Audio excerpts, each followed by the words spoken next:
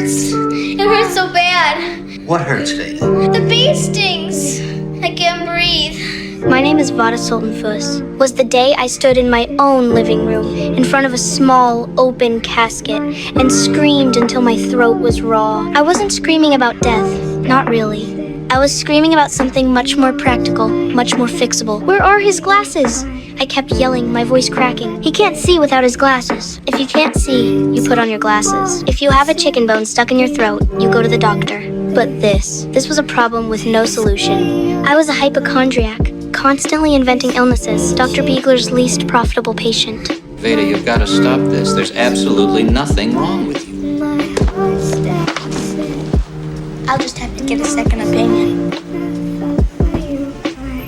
Looking back, I wasn't afraid of dying. Surrounded by my funeral director father's work, death was just business. I think I craved being sick because it was the only way to get my quiet, grief-stricken dad's attention after my mother died.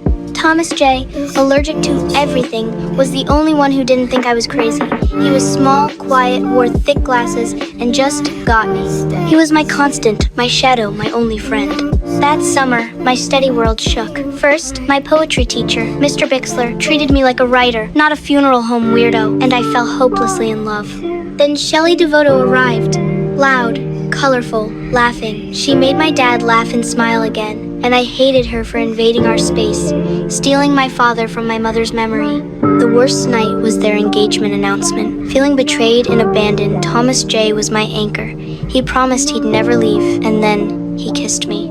It was quick, clumsy, tasted like peanut butter, but real, a promise. We pinky swore to marry someday. Riding home one perfect summer day, my treasured mood ring slipped off into the woods. Thomas J., my hero, insisted I go home while he found it. He always fixed things. I waited. Until I heard the sirens. Something happened to Thomas J. last night. Why not? He stepped on a beehive. He's okay, isn't he? There were just too many of them. At his funeral, his face swollen, glasses missing, my world shattered. He was going to be an acrobat. He's gone, sweetheart. He's gone. In poetry class, I finally wrote something true, not for Mr. Bixler, but about Thomas J., our willow tree, his allergies, how he followed me everywhere. Reading it aloud, with my dad and Shelley watching, I cried. I lost my best friend that summer, but I learned that even when people leave, the love for them never does.